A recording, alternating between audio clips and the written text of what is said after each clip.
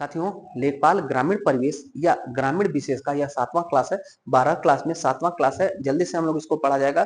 10 से 12 मिनट के अंदर हम लोग बहुत इंपॉर्टेंट चीज सीख लेंगे। देखिएगा, इससे पहले हम आपको कुछ इमेज बनाए हैं, जनरेट कराए हैं साथियों एआई से, जो हमारे एग्जाम के लिए महत्वपूर्ण है। आपके लिए हमने मेहनत किया साथियों, तो थोड़ा सा आप भी सपोर्ट करिएगा। देखिएगा, ये सारे एक एक पॉइंट है। आपको नौकरी के बाद भी और नौकरी से पहले भी इसकी आवश्यकता पड़ेगी। खास करके जो टाउन में, शहर में रहने वाले हमारे स्टूडेंट हैं, छोटे भाई हैं, छोटी बहन है, उन सब के लिए ये खास चीज है। बहुत सारे शब्दावली आप सुने होंगे, नहीं सुने होंगे, परीक्षा में भी यहाँ से क्वेश्चन रह सकता है और ये आपको नौकरी के बाद भी आवश्यकता पड़ेगा साथियों। देखिएगा, खसरा होता है। खसरा क्या होता है? खसरा पहली बात कि 1 साल के लिए तैयार किया जाता है। खसरा 1 साल के लिए तैयार किया जाता है और लेखपाल तैयार करते हैं। और 1 साल में 3 फसल होता है, खरीफ, रबी और जायद। ये तीनों फसलों का इसमें ब्यौरा होता है। खसरा में फसल का ब्यौरा होता है, किसान का नाम होता है, काश्तकार का नाम होता है और ब्यौरा होता है फसल का। अब हमने नाम लिया है काश्तकार साथियों। काश्तकार ये क्या होता है गुरुजी? किसान और काश्तकार में क्या अंतर है? किसान, किसान उसको कहते हैं जो खेती बाड़ी करता है, उसको किसान कहते हैं। जिसके नाम से खेत होता है वो काश्तकार होता है। आप अगर खेत आपके नाम पे है, आपके पिताजी के नाम पर, आपके पिताजी खेती नहीं करते हैं, अपना खेत को पट्टा पर दिए किसी और को, तो वो साथियों काश्तकार कहलाएंगे, न कि किसान।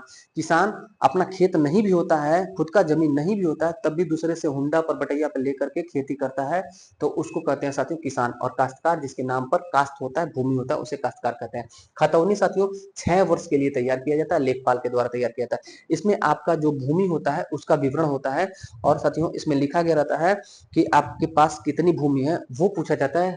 तो उसमें एयर में लिखा जाता है साथियों। जो खतौनी होता है इसमें भूमि का विवरण किस किस यूनिट में लिखा जाता है, तो एयर में और हेक्टेयर में लिखा जाता है।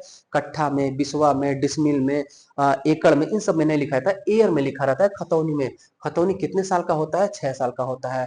एक बार साथियों 2015 का लोअर पीसीएस का एग्जाम था, उसके इंटरव्यू में हमसे ये क्वेश्चन पूछा गया था और हम अभी लेखपाल का 1 साल का ही जॉब किए थे। 1 साल का जॉब नहीं होता साथियों, 1 साल की ट्रेनिंग के दौरान ही थे और यहाँ से हमसे क्वेश्चन पूछे गए थे। बहुत बुरा गया था इंटरव्यू, सिलेक्शन नहीं हो पाया था लोअर पीसीएस श्रम प्रवर्तन अधिकारी के पोस्ट पे। तीसरा साथियों सिजरा, इसको सिजरा बोलते हैं लोग, सजरा होता है। सजरा जो गांव का नक्शा होता है उसे सजरा कहते हैं। गांव का नक्शा को क्या कहते हैं? सजरा कहते हैं। नकल, किसी भी चीज का नकल, जैसे खतौनी का नकल, खसरा का नकल, नक्शे का नकल, सजरा का नकल, तो नकल शब्द यूज करते हैं। और नकल जो भी निकलता है तहसील कार्यालय से लेखपाल के द्वारा, वो प्रमाणित होता है, सर्टिफाइड होता है। यहाँ साथियों खतौनी खतौनी जो है, खतौनी खतौनी दो प्रकार से निकलता है। एक, आप खुद से अपने कंप्यूटर से, मोबाइल से खतौनी, रियल टाइम खतौनी, वास्तविक समय खतौनी देख सकते हैं, लेकिन वो अप्रमाणित होता है। और तहसील में उचित शुल्क दे करके, पहले 20 रुपया था, अभी 30 रुपया हो गया है, उचित शुल्क दे करके प्रमाणित खतौनी निकालते हैं। प्रमाणित खतौनी, खतौनी को साथियों इंतखाब भी कहा जाता है, ध्यान रखिएगा। इंतखाब किसे कहते हैं? खतौनी को इंतखाब कहा जाता है। खतौनी को इंतखाब कहा जाता है। अब देखिएगा, कुछ ऐसे भूमि और कृषि संबंधित शब्दावली है। दाखिल खारिज क्या होता है? म्यूटेशन। कोई कोई इसे खारिज दाखिल भी कह देता है, और दाखिल खारिज शुद्ध शब्द है, सीधा शब्द है। म्यूटेशन, दाखिल खारिज का मतलब होता है कि कोई आदेश चढ़वाने के लिए वाद दाखिल करना। दाखिल किया गया, उसके बाद से अधिकारी उस पर अपना जब प्रमाण दे देंगे, अपना सिग्नेचर कर देंगे, मुहर कर देंगे, प्रमाणित कर देंगे, तो वो खारिज हो जाता है। खारिज होने से मतलब है, अगर बैनामा कर दिए, चाहे वसीयत कर दिए, चाहे वरासत कर दिए, तो एक व्यक्ति का नाम खारिज होकर के दूसरे का चढ़ रहा है, तो खारिज होने के लिए पहले दाखिल होना जरूरी होता है। इसलिए दाखिल और खारिज बोला जाता है, म्यूटेशन बोला जाता है। जब जमीन का मालिक बदलता है तो पुराने मालिक का नाम हटा करके नाम चढ़ाना दाखिल खारिज कहलाता है, म्यूटेशन कहलाता है। बंदोबस्त शब्द आता है, ये क्या होता है? सेटलमेंट। बंदोबस्त सदियों जो जमीन का लगान और सीमाओं का पुनर्निर्धारण की प्रक्रिया है, उसे बंदोबस्त कहते हैं, सेटलमेंट कहते हैं। खतौनी की नकल, खतौनी का नकल कौन देता है? लेखपाल देते हैं, लेखपाल। और वर्तमान में साथियों अब जो है ऑनलाइन खतौनी हो गया है, तो तहसील कार्यालय से उचित शुल्क देकर के 30 रुपए देकर के प्रमाणित खतौनी निकलता है। बाकी सहज जन सेवा केंद्र से या फिर आप अपने कंप्यूटर मोबाइल से भी अप्रमाणित खतौनी निकाल देते हैं। खतौनी को इंतखाब भी कहा जाता है। परती शब्द एक होता है साथियों, जो भूमि खेती करने योग्य न हो, खाली छोड़ी गई हो, उसे परती भूमि कहते हैं। बंजर किसे कहते हैं? वह जमीन जो खेती योग्य न हो, खेती करना चाह रहा है लेकिन वह शुष्क हो गया है, तो उसे बंजर भूमि कहा जाता है। लेन देन, दस्तावेज लेन देन और उनके प्रभावी होने से संबंधित कुछ शब्दावली है। देखिए, बैनामा होता है, वरासत क्या होता है, वसीयत क्या होता है, हिब्बानामा क्या होता है। हिब्बानामा, वसीयत, बैनामा, वरासत, ये शब्द क्या है साथियों? देखिएगा, बैनामा क्या होता है? जब तहसील में रजिस्टर्ड बैनामा होता है, लेन देन के आधार पर पैसा लेकर के कोई किसी और के नाम पर बेच देता है, किसी और के नाम पे कर देता है, बेच देता है, विक्रय कर देता है, तो उसे बैनामा करते हैं। जैसे ए एक व्यक्ति है, बी को उसने अपना भूमि बेच दिया, तो क्या कहलाएगा? बैनामा कहलाएगा। ये जब रजिस्ट्री होता है तो उसके बाद यह लागू हो जाता है बैनामा, और 35 दिन के अंदर जो है दाखिल खारिज होकर के और खतौनी में नाम चढ़ जाता है, इंतखाब में नाम चढ़ जाता है। वसीयत क्या होता है? वसीयत वो होता है साथियों, अपने इच्छा से किसी भी व्यक्ति को अपनी संपत्ति सुपुर्द कर देना अपने मृत्यु से पूर्व में। अगर मान लेते हैं कोई व्यक्ति है, उसने 3 वसीयत कर दिया है, तो उसके मृत्यु से पहले का जो लेटेस्ट वाला वसीयत होगा वही मान्य होता है। वसीयत भी रजिस्टर्ड होता है, बैनामा भी रजिस्टर्ड होता है। रजिस्ट्रार कार्यालय में होता है। रजिस्ट्रार कार्यालय में तहसील में एक अधिकारी होते हैं जो एलएलबी करके जाते हैं साथियों, पीसीएस से होते हैं, उन्हें सब रजिस्ट्रार कहते हैं। वही जो है साथियों रजिस्टर्ड रजिस्ट्री कराते हैं, रजिस्टर्ड बैनामा या रजिस्टर्ड वसीयत। वसीयत क्या होता है? लेन देन का आधार इच्छा होता है, स्वैच्छिक। क्या होता है? अपने बच्चों को भी वसीयत कर सकते हैं, या किसी गैर को भी वसीयत कर सकते हैं, किसी को भी वसीयत कर सकते हैं। लेकिन एक होता है वरासत। वरासत हमेशा क्या होता है? जो लीगल उत्तराधिकारी होते हैं उन्हीं को होता है। जैसे किसी के फादर थे, उनका डेथ हुआ और उनकी मदर है और 2 भाई हैं, तो 2 भाई और मदर 3 लोग का नाम चढ़ जाएगा खतौनी में, उसे बोलते हैं वरासत, लीगल उत्तराधिकार। हिब्बानामा, हिब्बानामा साथियों इसे गिफ्ट डीड कहा जाता है। उत्तर प्रदेश में 2020-21 में गिफ्ट डीड को निःशुल्क कर दिया गया है, ध्यान रखिएगा।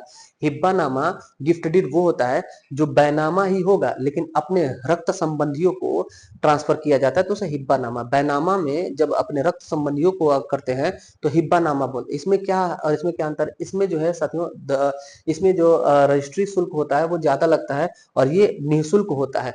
प्रेम और स्नेह लेन देन का आधार होता है और अपने रक्त संबंध को ही दिया जाता है, हिब्बानामा बोलते हैं। बैनामा का ही अपने परिवार में बैनामा कर रहे हैं तो उसे हिब्बानामा कहते हैं। हिब्बानामा करने में कम खर्च होता है। जैसे ना मान लेते हैं 2 भाई हैं, एक भाई ने कहा कि मैं तुम्हें अपना जमीन देना चाहता हूँ, तो एक तो वसीयत में दे सकता है, लेकिन वसीयत कब लागू होगा? जब उसकी डेथ होगी तभी उसको मिलेगा। पता चले वो जिंदा है, दूसरे किसी को वसीयत कर दिया, फिर तीसरे को कर दिया, तो ऐसे गुमराह हो सकता है। हिब्बानामा करने का मतलब अपने भाई को हिब्बा कर दिया तो वो तुरंत चढ़ जाएगा, ये हिब्बानामा होता है। और हिब्बानामा में उसे रजिस्ट्री जो पैसा खर्च ज्यादा होता है वो भी बच जाएगा। चारों बातें समझ में आ गई होगी साथियों। आगे देखिएगा, भूमि के प्रकार और अधिकार श्रेणी। 4 आपको भूमि ध्यान रखना है। आप खतौनी अगर देखेंगे साथियों तो एक श्रेणी 1 जमीन होता है। श्रेणी 1 जमीन को संक्रमणी भूमि दर बोलते हैं, ट्रांसफरेबल भूमि बोलते हैं, जो साथियों हस्तांतरित किया जा सकता है, जिसका सारा मालिकाना हक रहता है, उस भूमि को श्रेणी 1 को। खतौनी में भूमि का प्रकार सबसे पहले लिखा रहता है, श्रेणी 1, श्रेणी 2, श्रेणी 4।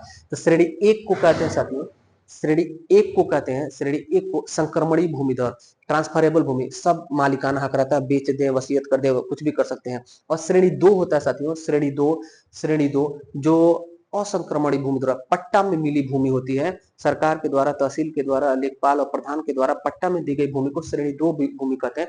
10 साल तक उस पर आप जो है उसको बेच नहीं सकते, किसी को दे नहीं सकते हैं, वो असंक्रमणीय होता है, यानी ट्रांसफरेबल नहीं रहेगा, आपके पास रहेगा लेकिन ट्रांसफर नहीं कर सकते हैं।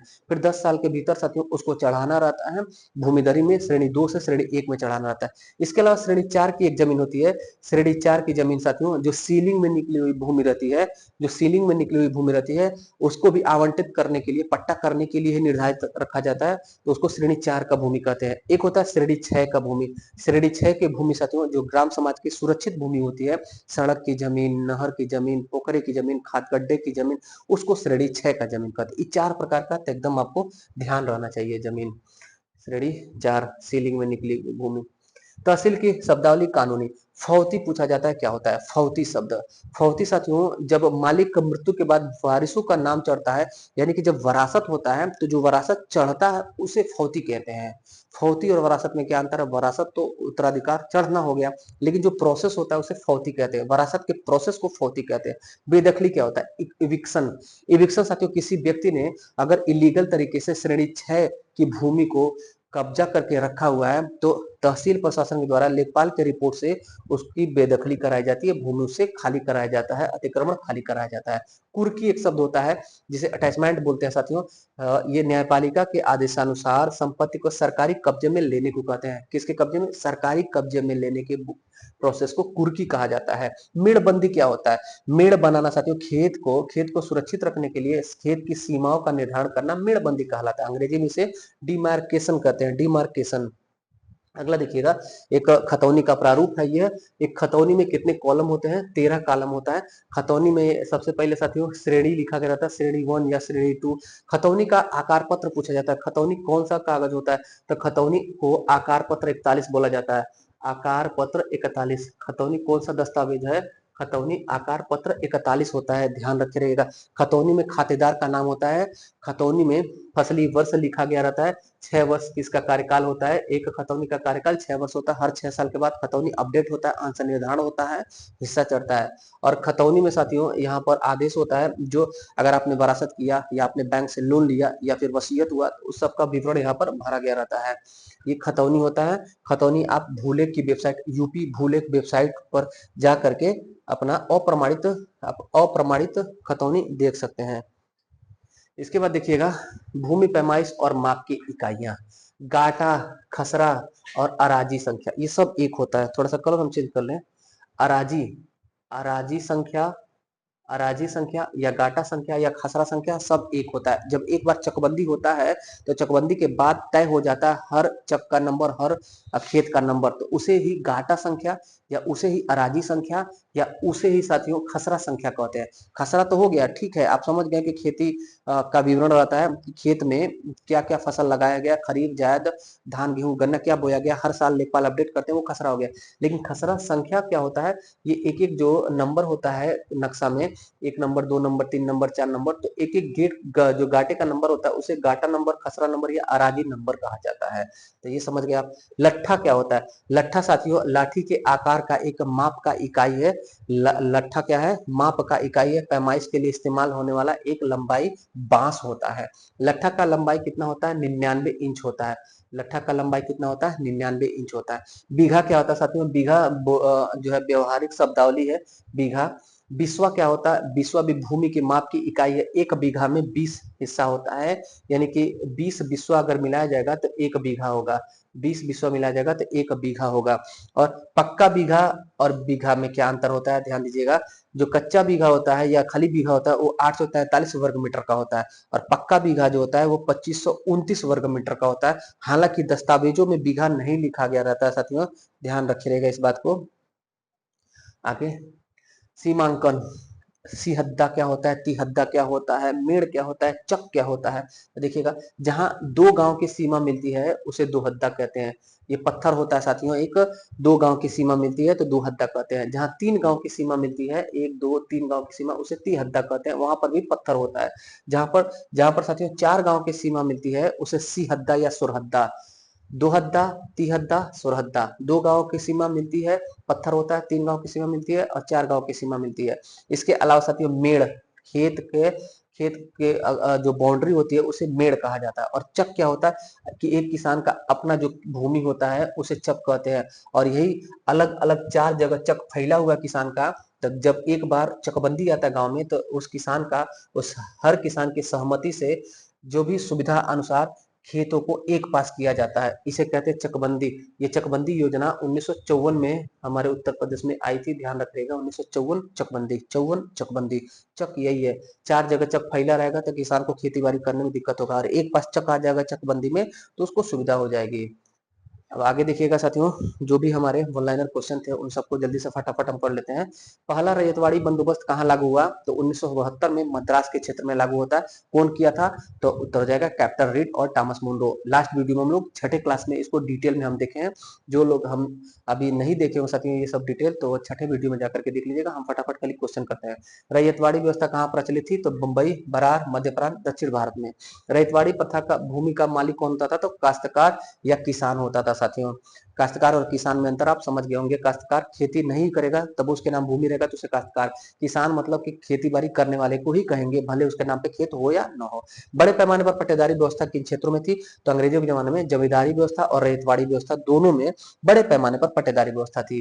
काश्तकारी व्यवस्था का अर्थ क्या होता है? काश्तकारी व्यवस्था का अर्थ होता है कृषि से संबंधित उस प्रणाली से होता है जिसमें भूमि का मालिक स्वयं खेती नहीं करता है, बल्कि जमीन काश्तकार को पट्टे पर देता है, इसे कहते हैं काश्तकारी व्यवस्था। आप खेती नहीं करेंगे, किसी और को दे देंगे पट्टे पे।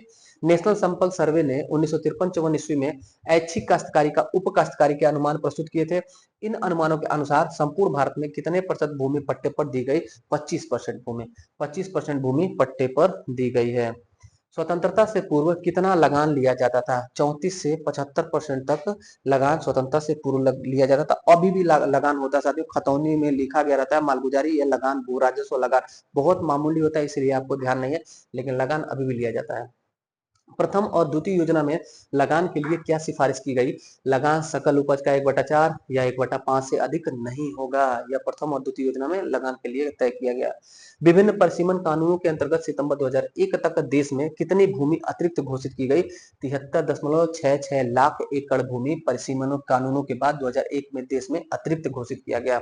चकबंदी क्या होता है? 1954 में चकबंदी योजना आता है। चकबंदी वह व्यवस्था है जिसमें किसानों के गांव के विभिन्न भागों में बिखरे हुए खेतों को एक ही स्थान पर इकट्ठा कर दिया जाता है। अगला, विभिन्न राज्यों के कानूनों में एकरूपता लाने के लिए जुलाई 1972 में मुख्यमंत्रियों की एक बैठक बुलाई गई। इस बैठक में क्या निर्णय लिया गया था? तो ये पॉइंट है साथियों, ध्यान रखना है। जोतों की उच्चतम सीमा को असिंचित क्षेत्रों में 54 एकड़ तक तथा सिंचित क्षेत्रों में 18 एकड़ तक सीमित करना। व्यक्ति को छोड़ करके परिवार को एक इकाई माना जाए और उच्चतम सीमा कानूनों में रियायत और छूटों को कम किया जाए।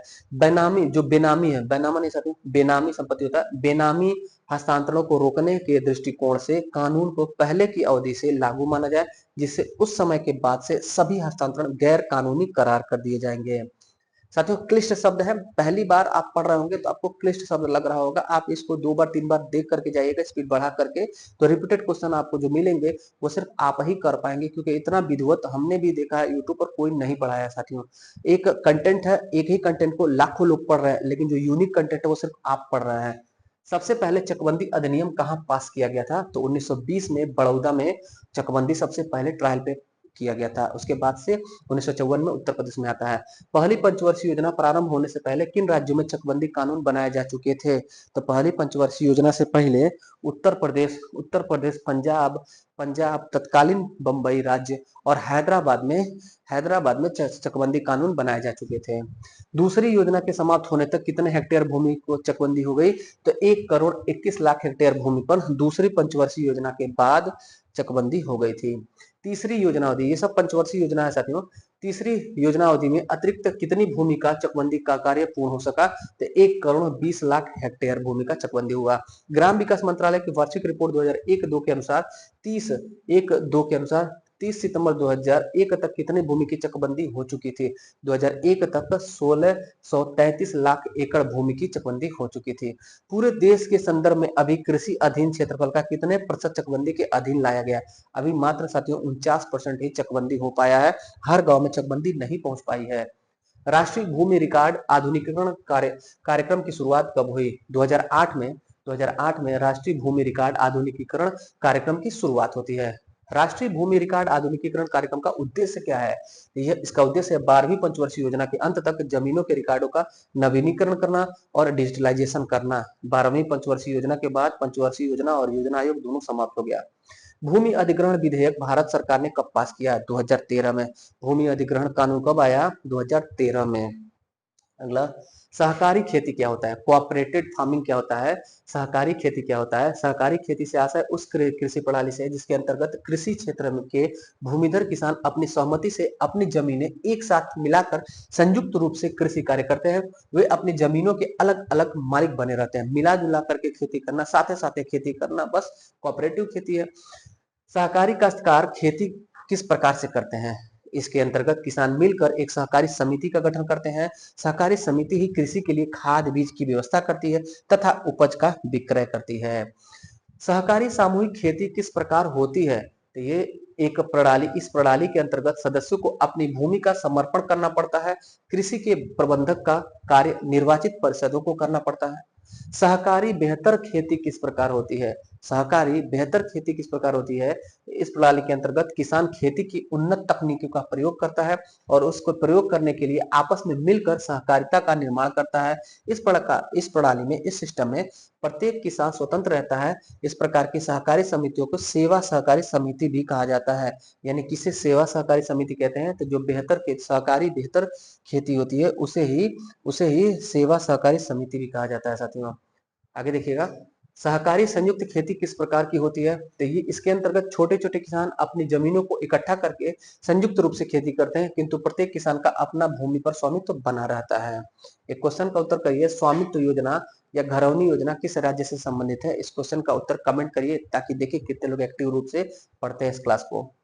पशु गणना 2012 के अनुसार प्रदेश में पशुओं की कुल संख्या कितनी है? पशु गणना 2012 के अनुसार 687.15 लाख पशु थे उत्तर प्रदेश में। उत्तर प्रदेश में संपूर्ण देश के कितने प्रतिशत पशु हैं? 13.41%। वर्तमान में लगभग 14 से 15% हमारे उत्तर प्रदेश में टोटल पशु हैं देश के, ध्यान रखे रहेगा। वर्तमान में उत्तर प्रदेश में कुल कितने पशु चिकित्सालय हैं? तो 2200 से ज्यादा उत्तर प्रदेश में पशु चिकित्सालय है। पशु टीकों का उत्पादन कहाँ किया जाता है? तो पशु जैविक औषधि अनुसंधान संस्थान है लखनऊ में, वहां पर पशु टीकों का प्रोडक्शन किया जाता है। उत्तर प्रदेश में गोवध निवारण अधिनियम कब लागू हुआ? मोस्ट इंपोर्टेंट, 1955 में उत्तर प्रदेश गोवध निवारण अधिनियम लागू होता है। उत्तर प्रदेश में पशुधन सर्वांगीण विकास को सुनिश्चित करने हेतु राज्य सरकार द्वारा पशुपालन विभाग की स्थापना कब की गई? 1984 में। पशुपालन विभाग कब आता है? 1984 में उत्तर प्रदेश में।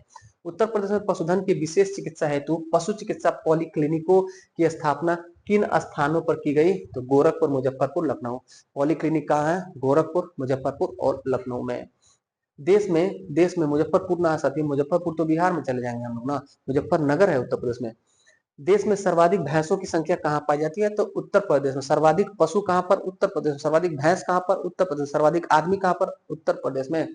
दुग्ध उत्पादन में देश में उत्तर प्रदेश का कौन सा स्थान है? जब सब भैंस और जानवर जब रहेंगे तो सबसे ज्यादा दूध का उत्पादन भी उत्तर प्रदेश में होगा। वर्तमान में उत्तर प्रदेश में कितने राजकीय गौसदन है? 8 गौसदन है, ध्यान रखिएगा। राजकीय गौसदन 8 है उत्तर प्रदेश में। राज्य में गोपालन को बढ़ावा देने के उद्देश्य से उत्तर प्रदेश गो सेवा आयोग का गठन कब हुआ? 1999 ईस्वी में उत्तर प्रदेश गो सेवा आयोग का गठन किया गया। गोवंशी पशुओं को वध गोवंशी पशुओं का वो है साथियों, वध से संरक्षण के लिए कौन सा कानून आया था? तो उत्तर प्रदेश गोवध निवारण कानून 1955। उत्तर प्रदेश गोवध निवारण कानून 1955 में आया था। 1970-71 में केंद्र सरकार द्वारा शुरू किए गए ऑपरेशन फ्लड 1 कहां से शुरू किया गया था? ऑपरेशन फ्लड उत्तर प्रदेश में वाराणसी, मेरठ और बलिया से शुरू हुआ था। ऑपरेशन फ्लड का संबंध किससे है? तो दुग्ध उत्पादन को बढ़ावा देने से, श्वेत क्रांति को बढ़ावा देने से है। ऑपरेशन फ्लड 2 और ऑपरेशन फ्लड 3 क्रमशः कब तक चला था? तो 1982 से 83 दूसरा, और 1987 से ये यहाँ से शुरू होता साथियों। 82-83 से लेकर 87 तक पहला, और 87 से लेकर के 96-97 तक दूसरा ऑपरेशन फ्लड, और तीसरा ऑपरेशन फ्लड क्रमशः चलता है। उद्देश्य वही दुग्ध उत्पादन को बढ़ावा देना। उत्तर प्रदेश और देश में प्रथम नियमित दुग्ध संघ की स्थापना कब और कहाँ की गई? लखनऊ में 1938 में। लखनऊ में 1938 में पहली दुग्ध संघ की स्थापना की जाती है। एकीकृत दुग्धशाला विकास परियोजना किसके द्वारा प्रायोजित है? तो 100% केंद्र सरकार के द्वारा चलाई जाती है एकीकृत दुग्धशाला परियोजना। लास्ट है देखिएगा, एकीकृत दुग्धशाला विकास परियोजना को उत्तर प्रदेश में कब लागू किया गया? एकीकृत दुग्धशाला विकास परियोजना 1993-94 में उत्तर प्रदेश में लागू होता है। ये था साथियों आज का क्लास, मिलते हैं फिर कल के क्लास में, तब तक के लिए धन्यवाद, जय हिंद।